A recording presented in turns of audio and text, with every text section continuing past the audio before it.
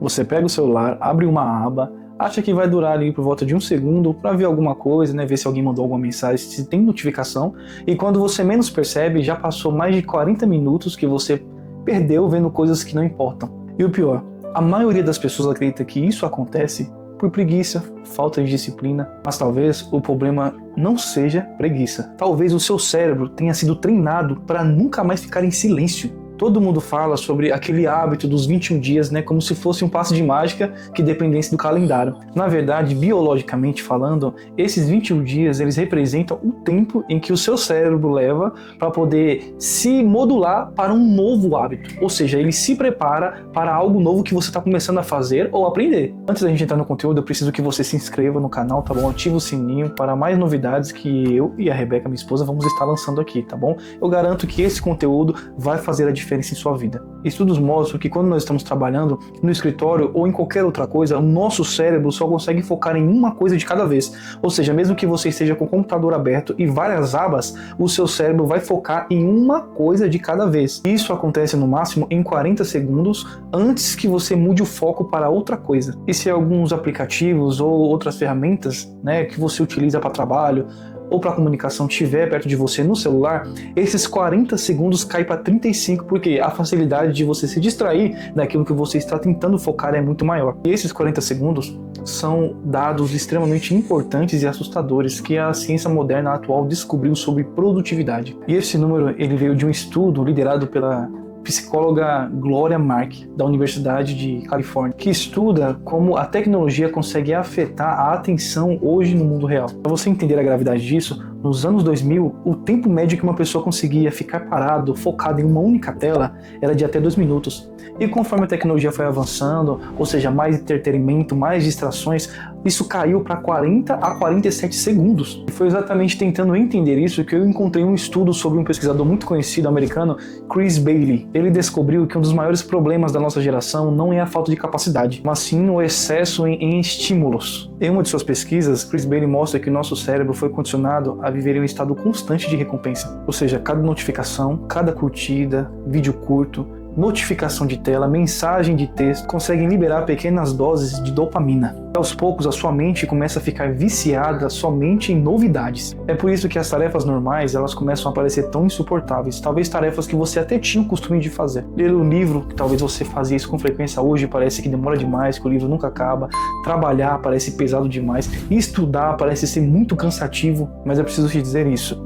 Não é porque você é incapaz, mas porque o seu cérebro foi treinado para receber prazer rápido o tempo inteiro. Então, Chris Bailey decidiu fazer um experimento completamente maluco. Durante um mês inteiro, ele começou a forçar o próprio cérebro a encarar o tédio. Ele fazia coisas absurdamente entediantes por 1 hora todos os dias. Em um dos dias, há mais ou menos 7, 8 anos atrás, ele leu todos os termos e condições do iTunes. Uma outra vez ele ficou por horas esperando em uma linha de atendimento de objetos perdidos do aeroporto. Olha que loucura, teve um dia que ele contou quantos zeros existiam nas primeiras 10 mil casas decimais do número pi. E em um dos experimentos mais extremos que Chris Bailey fez, ele passou 1 hora inteira apenas olhando para um relógio fazendo tic-tac. Parece ridículo, só que o mais impressionante foi o resultado. Como ele passou muito tempo envolvido com atividades entediantes, depois de alguns dias a mente dele começou a desacelerar e a necessidade constante de estímulo diminuiu. E pela primeira vez, depois de muito tempo, focar em algo deixou de ser uma luta. É aqui que entra uma das coisas mais poderosas do cérebro humano, que é a neuroplasticidade. O cérebro, literalmente, ele se transforma de acordo com aquilo que você repete. Lembra sobre os 21 dias que nós estávamos falando no começo?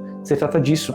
É exatamente o tempo em que o cérebro entra nessa fase de neuroplasticidade. O cérebro literalmente se transforma de acordo com aquilo que você repete. Se você vive pulando de estímulo em estímulo, ou vídeos e vídeos curtos, o seu cérebro ele é treinado a se distrair. Mas quando você começa a diminuir o excesso de estímulo, seu cérebro começa a reconstruir a sua capacidade de atenção. Ou seja, o foco ele não é apenas uma capacidade emocional. Se trata também de uma adaptação biológica. Existe uma parte ainda mais interessante nisso tudo. Quando você para de bombardear a sua mente com estímulos o tempo inteiro, o seu cérebro começa a ganhar espaço para poder pensar. Talvez você já tenha vivido isso sem perceber. Por exemplo, sabe quando você está tomando banho, aquele banho longo, ou então você está fazendo uma caminhada, mas sem o uso de celular e de repente você tem uma ideia incrível. Você precisa entender isso. O excesso de estímulo não destrói somente o foco. Ele sufoca também a sua criatividade. Então, a pergunta que não quer calar.